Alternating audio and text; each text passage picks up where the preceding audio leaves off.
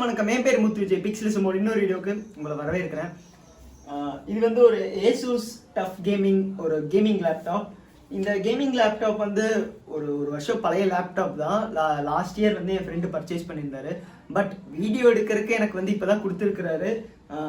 அவர் கொஞ்சம் பிஸியாக இருக்கிறதுனால நம்ம அவரை டிஸ்டர்ப் பண்ணல. அவர் சரி ஒரு வீடியோ பண்ணிக்கோ அப்படின்னு சொல்லியிருந்தாரு. ஸோ வந்து ஒரு first impressions more of like hands on video மாதிரி தான் இது வந்து இருக்க போகுது. நான் கொஞ்சம் யூஸ் பண்ணியிருக்கேன். இப்போ நீங்கள் லாஸ்ட்டுக்கு முன்னாடி வீடியோ ஒரு சாம்சங் கியர் வாட்சோட ஒரு வாட்ச் வீடியோ பார்த்துருப்பீங்க. அந்த வீடியோ வந்து இந்த லேப்டாப்பில் தான் எடிட் பண்ணியிருந்தேன். ஸோ ஒரு சின்ன ஃபர்ஸ்ட் இம்ப்ரெஷன்ஸ் வந்து எனக்கு கொடுக்குற அளவுக்கு ஒரு எக்ஸ்பீரியன்ஸ் இருக்குன்னு நான் நம்புகிறேன். இந்த லேப்டாப் எப்படி இருக்குங்கிறத பற்றி வீடியோக்குள்ளே பார்க்கலாம். வாங்க வீடியோக்குள்ளே போகலாம்.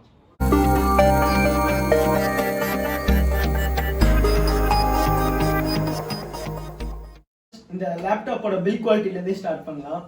இது வந்து ஒரு கேமிங் லேப்டாப்புங்கிறதுனால ஸோ எப்போவுமே வந்து கேமிங் லேப்டாப்ஸுங்கிறதுனால நமக்கு வந்து எப்போவுமே அதோட வெயிட், ஒரு திக்னஸ், ஒரு பல்க்னஸ் நம்ம வந்து ஃபீல் பண்ண முடியும். அதே மாதிரி தான் இந்த லேப்டாப்பும் பார்த்தீங்கன்னா ஒரு நல்ல பல்கான ஒரு லேப்டாப்னு தான் சொன்னோம். இதோட வெயிட் வந்து ஒரு 2.24 kg வருது. தூக்கும் போதே நல்லா வெயிட் நமக்கு நல்லாவே தெரியுது. லெஃப்ட் சைட் தான் வந்து நமக்கு எல்லா போர்ட்ஸும் தந்திருக்காங்க. சார்ஜிங் போர்ட், அதுக்கப்புறம் ஈத்தர்நெட், HDMI 3 USB போர்ட்ஸ், அதுக்கப்புறம் ஹெட்ஃபோன் ஜாக், இந்த மாதிரி எல்லா போர்ட்ஸும் தந்திருக்காங்க. பின்னாடி வந்து நமக்கு ஃபுல்லாக அந்த கூலிங் பென்ஸ், அப்புறம் இங்கே ரெண்டு 3 நோட்டிஃபிகேஷன்ஸ்க்கான அந்த லைட்கான பிளேஸ் கொடுத்துருக்குறாங்க. சார்ஜ் ஆகுதா அது இதுங்கிறது பார்க்கறதுக்கு. மற்றபடி லேப்டாப்பில் வேறு எதுவுமே பெருசாக இல்லை. கீழே அதுக்கப்புறம் சைடில் ஃபுல்லாக உங்களுக்கு வந்து கூலிங்காக வென்ட்ஸ் தான் தந்திருக்காங்க. அடுத்து நம்ம வந்து லேப்டாப்போட பில்ட் குவாலிட்டி பார்த்தீங்கன்னா இது வந்து டோட்டலாக ஒரு பிளாஸ்டிக் பில்ட் குவாலிட்டி தான். பிளாஸ்டிக்கில் கொடுத்துருந்தாலும் நல்ல குவாலிட்டி பிளாஸ்டிக்.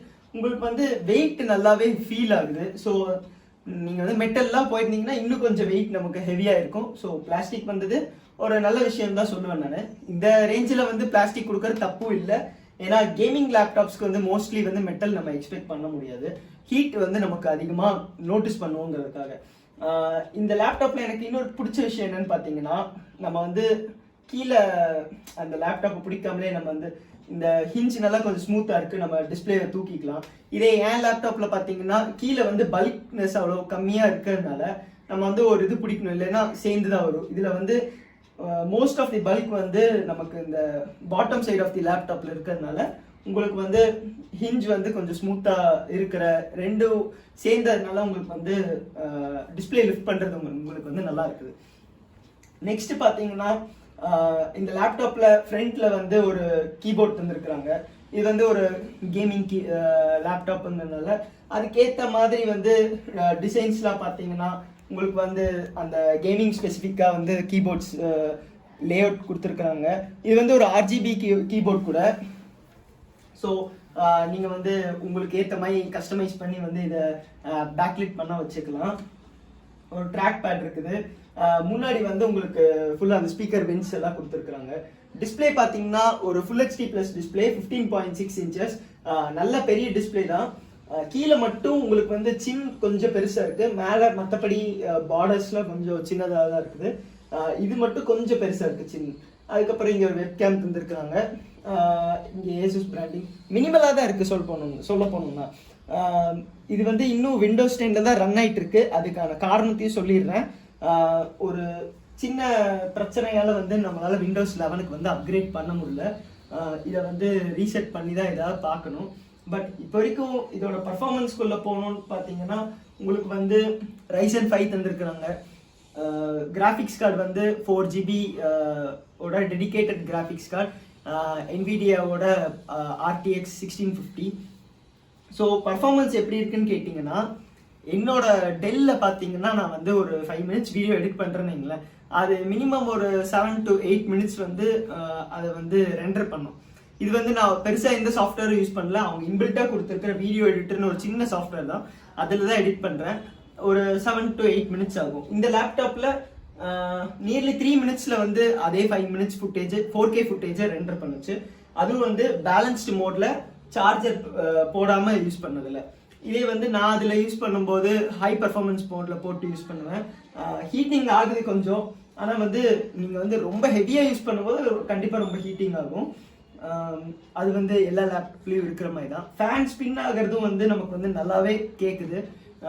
என் லேப்லாம் பார்த்தீங்கன்னா கிட்டத்தட்ட அந்த ரெண்டர் பண்ணுற ஒரு கால்வாசி டைம்லேயே வந்து ஃபேன் ஸ்பின் ஆகிற சவுண்ட் நல்லாவே கேட்கும். இதில் வந்து அவ்வளோ ரொம்ப இதாக கேட்கலங்கிறது ஒரு பாசிட்டிவ்னு நான் சொல்லுவேன். பேட்டரி லைஃப் பார்த்தீங்கன்னா வந்து ஒரு ஹெவி பேட்டரி லைஃப்லாம் நம்மளால எக்ஸ்பெக்ட் பண்ண முடியாது. ஏன்னா கேமிங் லேப்டாப்புங்கிறதுனால ஒரு நிறையா பவர் வந்து புஷ் பண்ணுது. ஸோ அதனால் வந்து ஒரு 2.5 hours 3 hours கிட்ட எக்ஸ்பெக்ட் பண்ணலாம். சார்ஜர் பார்த்தீங்கன்னா ஒரு பீஃபியான ஒரு சார்ஜர் கொடுத்துருக்காங்க.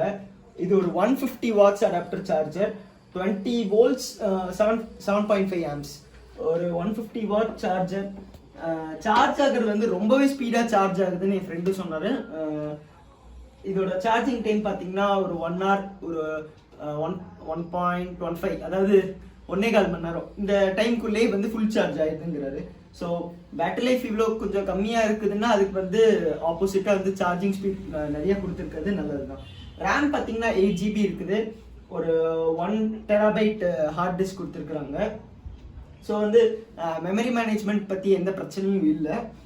விண்டோஸ் 11 இதுக்கு வந்து அஃபிஷியலாக ரோல் அவுட் ஆகிட்டு இருக்குது. பட் இவங்க வந்து இந்த லேப்பில் ஸ்பெசிஃபிக்காக வந்து ஏதோ ஒரு எரர்ங்கிறதுனால வந்து நம்மளால அப்டேட் பண்ண முடியல. அது வந்து என்னன்னு பார்க்கலாம். ஸ்பீக்கர்ஸும் வந்து நல்லாவே லவுடாக கொடுத்துருக்குறாங்க. இங்கே ஃப்ரண்ட்டில் இருக்குது ஸ்பீக்கர்ஸ் நல்லாவே லவுடாக இருக்குது. நீங்கள் வந்து எதாவது கேட்கும்போது மீடியா லிசன் பண்ணும்போது நல்லாவே இருக்குது. இதில் வந்து இங்கே மென்ஷன் பண்ணியிருக்கிற மாதிரி டிடிஎஸ் ஹெட்ஃபோன் 7.1 சேனல் சரவுண்ட் சவுண்டும் வந்து கொடுத்துருக்குறாங்க. இங்கே பாருங்கள், இங்கே வந்து சில இதெல்லாம் கொடுத்துருக்குறாங்க.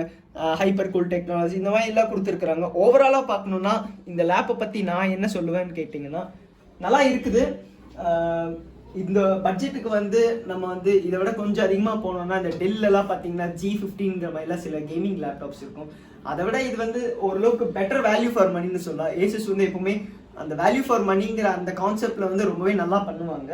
இதுலேயும் அதே மாதிரி தான். ஒரு கேமிங் லேப்டாப் இல்லைன்னா நல்லா எடிட்டிங் பண்ண போகிறீங்க, நிறைய சாஃப்ட்வேர் யூஸ் பண்ண போகிறீங்கும்போது நல்லா ஒர்த்தாகவே இருக்குங்கிறது என்னோட கருத்து.